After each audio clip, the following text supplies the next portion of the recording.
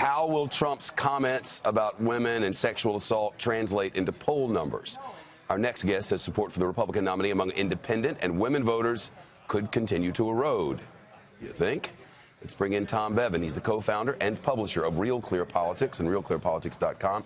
That's where we get the average of the polls for you guys all the time, and it really is a great look at how things stand. How do things stand, and what just happened? Well, you saw my trenchant analysis. It's not good for Trump, obviously. It's been a bad, previous, 7 to 10 days. He had lost ground. Clinton had managed to, he pulled this race almost close to even. He was down to only about a point and a half. Winning some swing states. Winning some swing states. And then we saw his position erode. He lost ground among independents. He lost ground among suburban white women. And obviously what's happened in the last 24, 36 hours is only going to continue that. Now, we'll see what happens in the debate tonight, and we won't have any poll numbers until probably middle to end of next week that'll really give us a first look at how badly he's been damaged. And by that you mean like 4 or 5 days away from now? Correct. Yeah. Because if they start the polling in the middle of this, they got to get it in, tabulate it, and then bring it to you. Right. And I mean, it's when you have an event that happens on a Friday afternoon and you've got a debate that's happening on Sunday, I mean, it's all going to be mixed together, right? Yeah. And so the pollsters will probably go into the field, hopefully for us, Monday, so we can have something by Thursday or Friday to take a look at. His hardcore supporters, according to most of the polls that I looked at, and you talked about this in the commercial break, they've been solid and unwavering.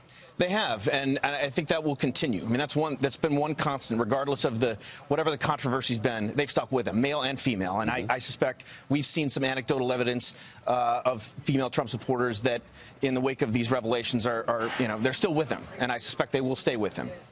It's the more moderate, less ideological types who don't like Clinton, have been sort of, flirting with the idea of Trump, leaning toward him, maybe taking a step away. I think this is going to scare some of those folks off, maybe move them into Hillary Clinton's column. And that's something he needs to keep the gender gap to a minimum, and he certainly needs to win with independents. Romney won independents by 5 points and lost the election. Trump needs to do at least as well, if not better, this time around, and right now he's losing ground there.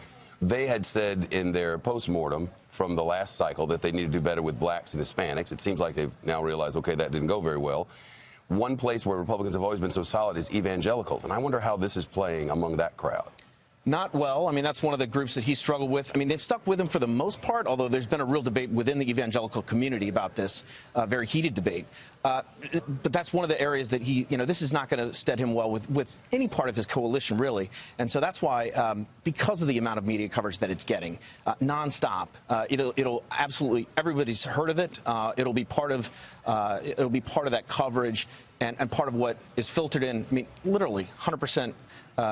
The way that it's being played across the media is going to filter across all those demographic groups. He has an opportunity, at least, to stop the bleeding tonight. This may be have more audience than the last one. I think the first 5 or 10 minutes of this debate is crucial.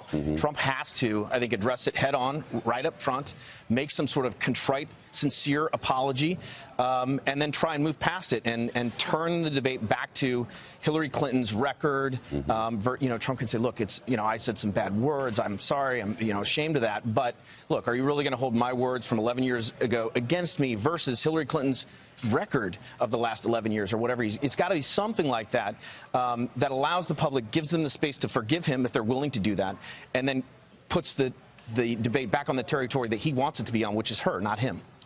Tom Bevins, Real Clear Politics. Thank you. You bet.